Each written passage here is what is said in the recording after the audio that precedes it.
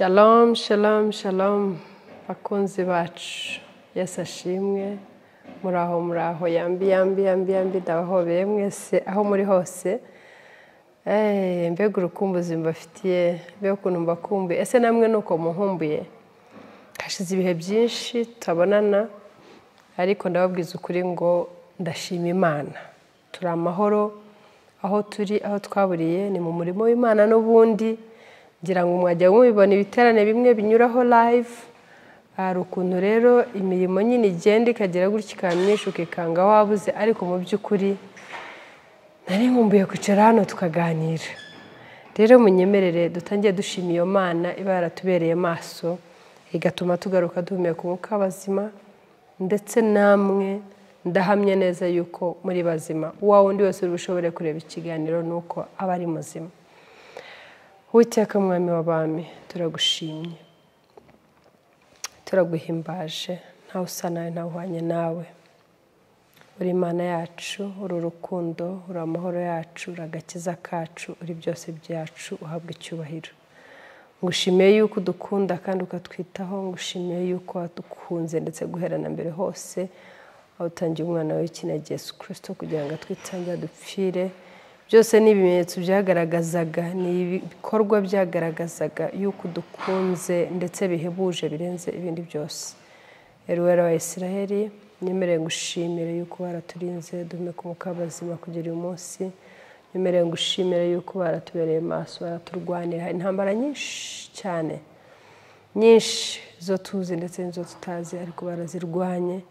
Muganda yavuze ngo yandwanire ntaro zange, nanjye ndabihamya neza ko ari wowe uturwanira intambara uko bwije uko bukeye. Ni ukuri intambara si zacu ahubwo ni zawe. Ushyirwe hejuru y'umwami w'abami. Ndakwinjiza kugira ngo ubane natwe muri kiganiro, wigaragaze wabure wumvikana. Twebwe amajwi yacu ntacyo yamara, ariko iryawe niryo rifite umumaro. Amagambo yacu ntacyo amaze, ariko iryawe niryo rifite umumaro. Ubwo rero mwana ndakwakiriye kugira ngo ubane natwe, utuganirize kandi hagire icyo dukura muri uyu mugoroba, hagire icyo tugura muri kiganiro, ntitugende gutyo uko twaje. Shyirwa hejuru rero mwami kuko ze ibirenze ibyo twatuye.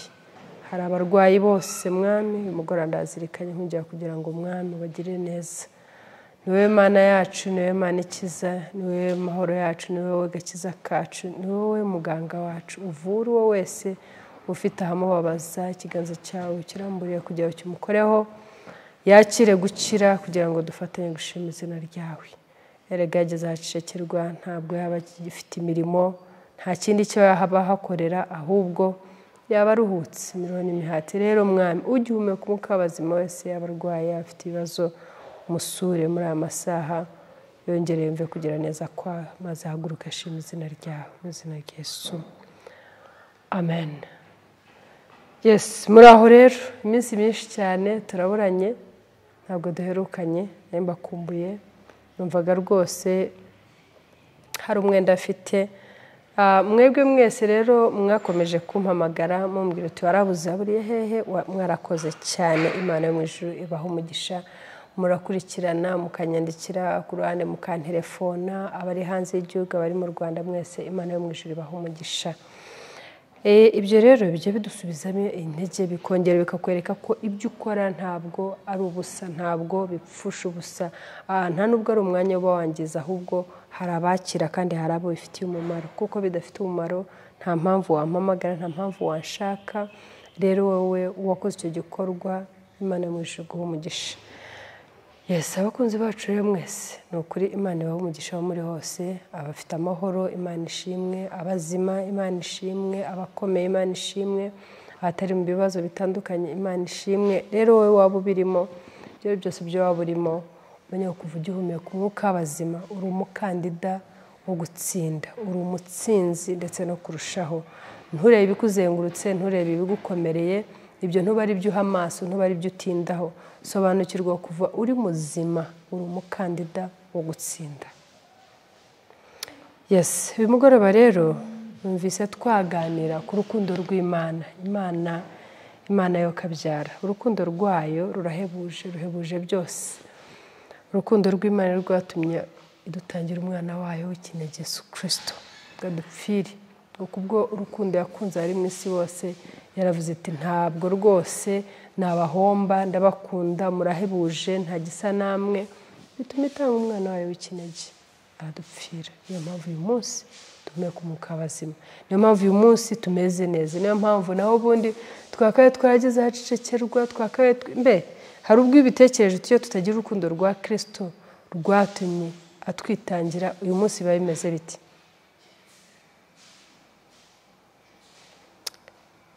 Rero ibyo bijya bituma numva nuzuye ishimwe mu mutima wanjye, nizere ko nawe ari uko. Imana ihabwa icyubahiro. Urwatumye Imana yemera gutanga umwana we w'ikinege, urwo ni rwo rutugize, ni rwo rutuma uri uwuriwe, ni rwo rutuma ndi uwo ndiwe. Urwo rukundo ni rwo rwatumye tugirirwa ubuntu bwo kwitwa abana b'Imana. Urukundo rwa Kristo rurahebuje muri byose. Arebye muri Yohana wa mbere igice cya 3 hereye ku murongo wa mbere haravuga ngo umutwe w'amagambo kwanza yavuga ngo abana b'Imana n'abana ba Satani abari bo. Twere tugiye kureba ku rukundo kubera ko twe turi abana b'Imana, ngo nimurebe urukundo ruhebuje. Haleluya. Data wa twese yadukunze, rwatumye twitwa abana b'Imana kandi niko turi. Haleluya. Nicyo gituma abisi batatumenye kuko batayimenye. Bwana Yesu asifiwe. Urukundo rwa Kristo nirwo je kubabwira uyu munsi.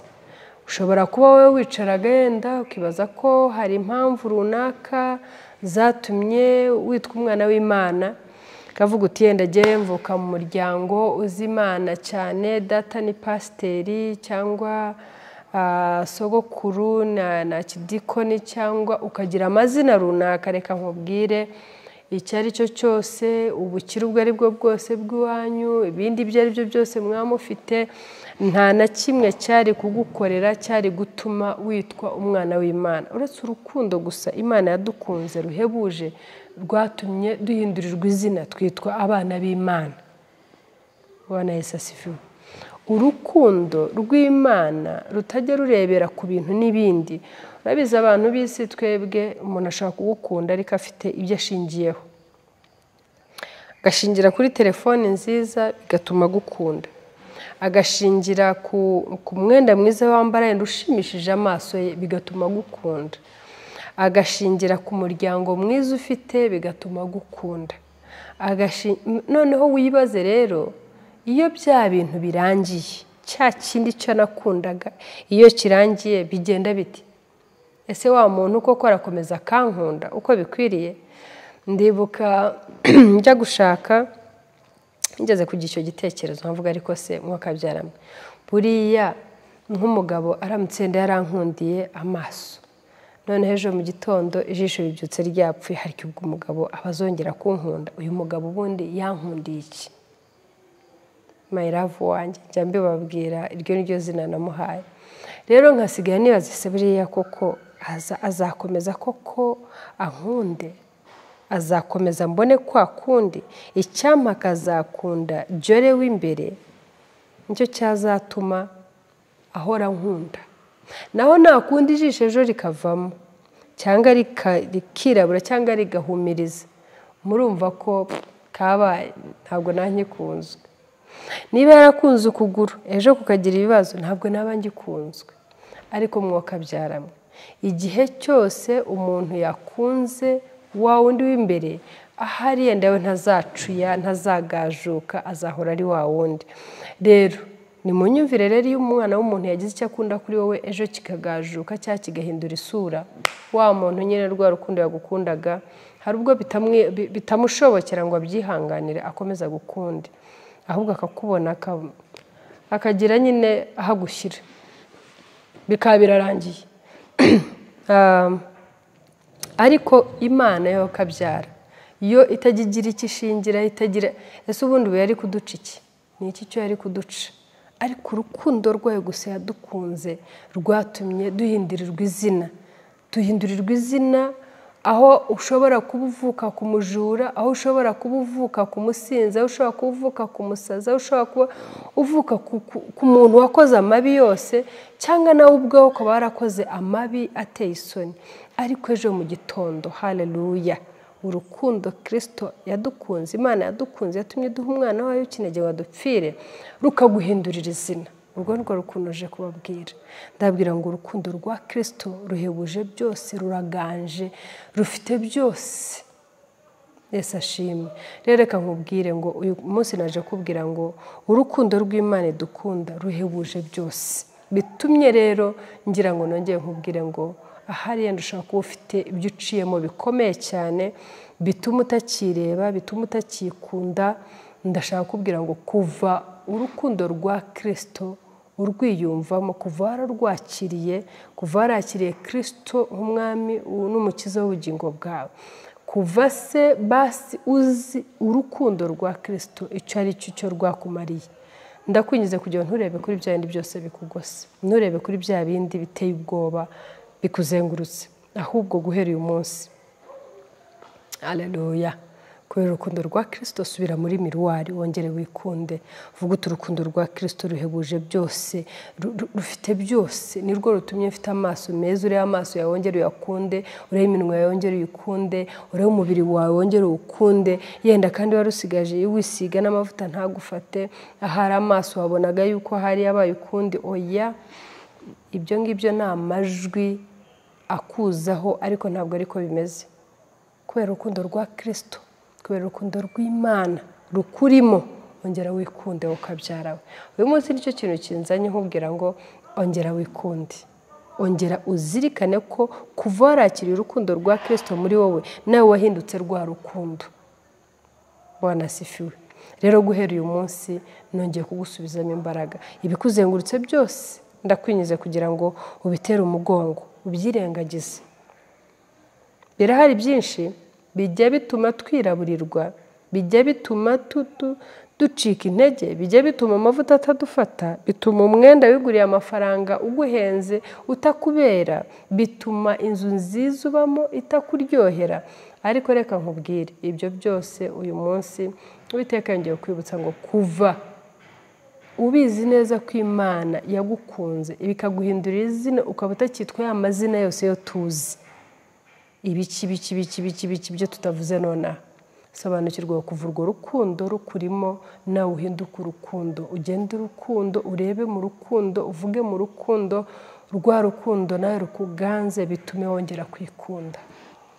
Uyu munsi najya mbabwira ngo wowe wari wiyanze kubera ibyo urimo, wowe wari wiyanze kubera ibyo ucamo, ongera wikunde, ongera wikunde, wisobanukirwe, umenye ngo ibyo ni by'agahe gatoya cyane, kandi ibyo icyo bigamije ni ukugira ngo bigukamuremo rwa rukundo rwa Kristo rwa rukurimo, nuko ukayuke ube nk'abandi bose. Ariko ngusubijemo intege uyu munsi nkubwira ngo urukundo rw'Imana Data yadukunze rwatumye ruduhindurira izina, ni ukuri uyu munsi wongeye usobanukirwe ngo izina rya ntabwo rizongera rihinduka ukundi, ntabwo rizongera riba ukundi. Ibyo byagushukaga, byakubeshyaga, ubyima amatwi guhera nonaha, ahubwo wongere ubibwire uti urukundo rwa Data, Imana Data yankunze, rwatumye mpindurirwa izina, rurampagije.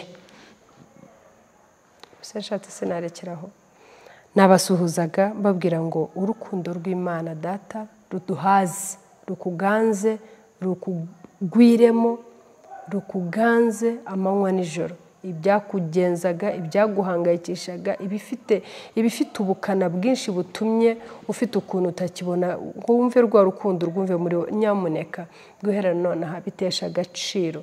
Gahunda yabyo ni ukugukayiramo rwa rukundo rwa Kristo, ni ukaba mubi, ukubonye akakubonaho ububi, ukubonye akakubona ureba nabi akabona.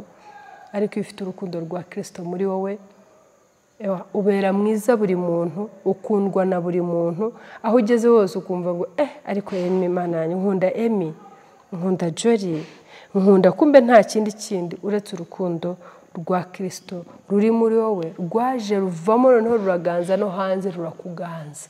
Bituma umwenda wambaye ukubera, bituma akantu wisize kagufata, bituma agaparufe waguze amafaranga 500 buri umwe avuga ngo uhumura neza. Imana yo mu ijuru ibahe umugisha. Reka twongere twikunde kubera ko twahinduriwe izina, turi abana b'Imana, turi urukundo rugenda n'amaguru. Rero mbasabe ngo mwongere murebe urwo rukundo rwo muha agaciro, ibindi byose ni mu bitesha agaciro, kuko byandi byose gahunda yabyo mbibutse ngo ni ukugukayuramo rwa rukundo rw'Imana rukurimo rwatumye witwa umwana w'Imana. Ubwo urumva ikiri bubeho nuko rya zina Satani abagambirira neza ko uza ukisanga muri ba bana ba Satani utari umwana w'Imana. Twarebye umutwe w'amagambo uvuga ngo abana b'Imana n'abana ba Satani abaribo. Imbuto rero zizaranga abana ba Satani uramenye guhera nonaha ntizizakuranga ko uri umwana w'Imana. Shalom shalom, Imana ibahe umugisha. Bararikira ibiganiro byinshi muri iyi minsi tugiye kuzajya tubona.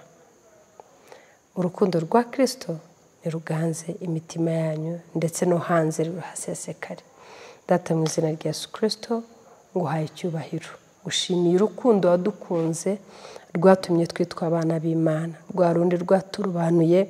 Uyu munsi tukaba dufite imbuto zituma utubonye wese atubonaho urukundo rwawe. Urukundo rwatumye twitwa abana b'Imana. Urwo rukundo Satani agenza amanywa n'ijoro kugira ngo arwibe muri twe. Uyu munsi Mwami ndakwinze kugira ngo wongere kugendera abana bawe, bereke ko ibyo byose bibazengurutse byose ubizi na mbere yuko bo babimenya, kandi ufite imbaraga ushoboye byose, ushoboye kubimira bunguri. Icyo mbasabiye Mwami, uwo ari we wese ushobora kuba ufite icyamukayuraga mu rwo rukundo, icyamukamuraga, icyatumaga atakigaragaraho urukundo rwa Kristo, icyatumaga atakisiga amavuta amufate, icyatumaga atakikunda ubwe, icyatumaga atagikundwa, none ahangaha ndakwinze kugira ngo cyumuhanagureho mu izina rya Yesu Kristo. Ibyo bindi byose bimugose byamwumvishaga amavi yamwumvisha, amajwi yamwumvishaga yuko bya bindi byose ibyo niyo mabara ye, niyo mazina ye. Ibyo byose Mwami mumenyeshe yuko uri Imana ishobora byose, nta na kimwe udashobora, n'ibyo nabyo urabishoboye. Rero ndakwinjiza kugira ngo Mwami wongere usukire ndetse wongere Mwami ugwize urukundo rwawe mu bana bawe, wongere ubakangurire yuko mwongere mwiza iki gihe Satani agambiriye kugira ngo akayure urukundo rwawe muri bo, maze abambike amazina bisange kandi bafite irindi zina bahawe. Dore ko twabonye ko abana bawe bafite ibibaranga n'abasatani bafite ibibaranga. Turinda amanywa n'ijoro Mwami kugira ngo ejo tuzisange twageze natwe mu bana ba Satani. Ushobora byose, ndagushimye yuko bikoze kubera ko izina ryawe Mwami ukomeje kuryubahisha muri twe, mu izina rya Yesu Kristo umwami wacu. Amen.